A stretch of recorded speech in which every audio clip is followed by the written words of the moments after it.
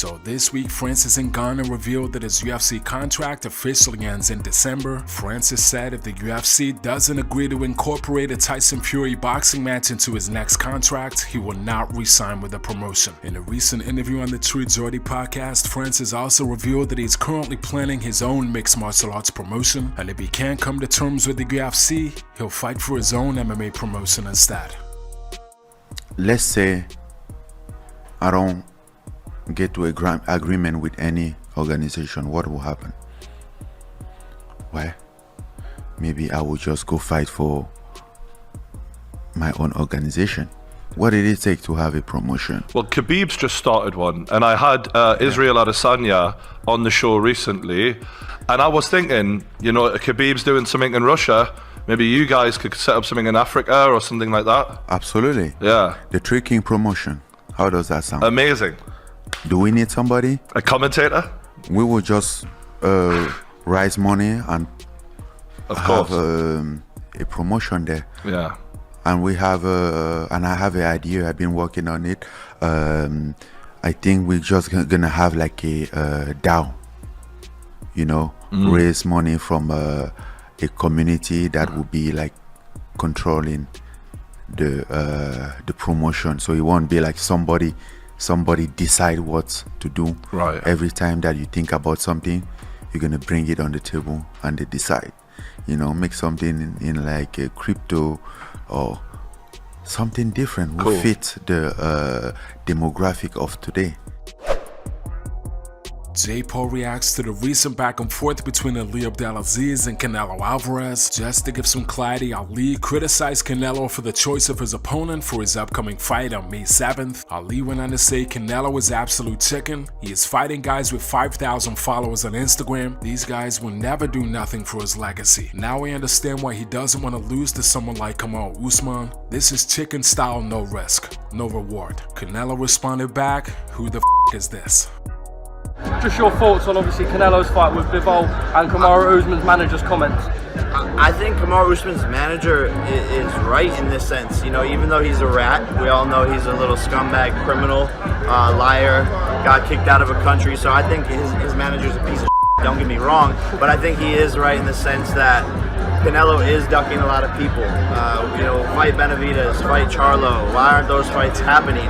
And you know, he's not fighting any really big names. These guys are relatively unheard of. And that's why I want to get my hands on Canelo as well. I think that'd be a massive pay-per-view and massive entertainment spectacle. So, what do you think of when he said that you should stop calling out Bisping? He thinks that it's a silly call-out.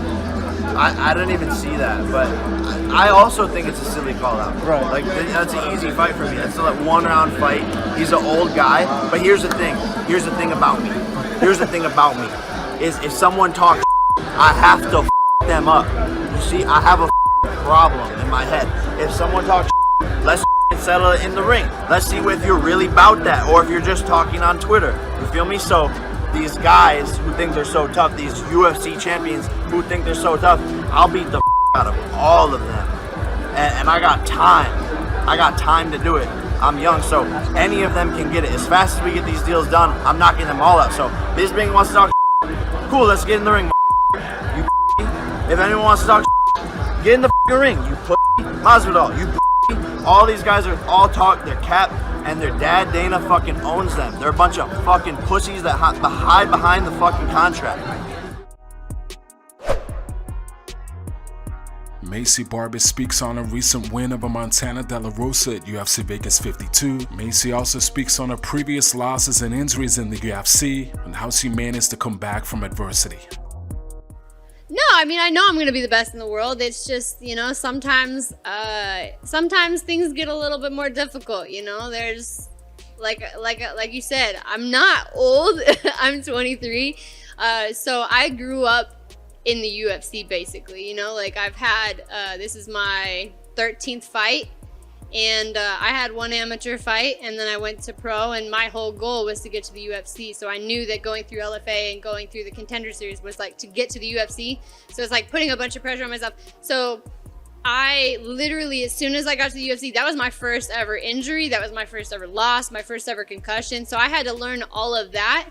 on the biggest stage in the entire world. And I did, back when I fought Alexa and when I hurt my knee and all that, yeah, I read comments. I did. And that's what I learned. My dad taught me that. He's like, don't read below the line. And after that, I took it to heart. You know, I don't read below the line. I post and I forget about it, because there is a lot of hate in this world, but I feel like most of the people that shine the hate are the people that are dealing with stuff internally. And that's why I feel like they need exponential living in their life. They need something happy. So for me, no, I mean, there was a lot of negativity at first, but we're on a different level now. We're going different places. I tried to live my life by that quote, shoot for the moon, even if you miss, you'll land among the stars. So when I first got to the UFC, I was 20 years old. I'm like, let's go for the youngest champion. Obviously, we have passed that date. I am 23, I will be 24 in May. So rather than pressuring myself and being like, let's go as fast as we can to the best, I'm gonna be the best. But how I get there, I'm gonna enjoy every moment of this journey, and I'm gonna make sure I don't skip steps. I make sure I don't pressure myself into, taking a chance that I shouldn't take. But at the same time, I have never turned down a fight. Every opponent that they have ever offered me, I've said yes to. And that's throughout my entire career. I've never said no. So every girl that I've fought and have beat or lost to, I feel like that's part of my process, and it's part of the journey, and I know that there's a reason. And I do trust the UFC in that sense, because they haven't given me something I can't handle yet, you know? And I'm very thankful for that, and thankful for the opportunity. So we're gonna see what's next. Thank you so much for watching, guys. If you enjoyed the content, please like the video, and don't forget to subscribe for daily MMA and combat sports news.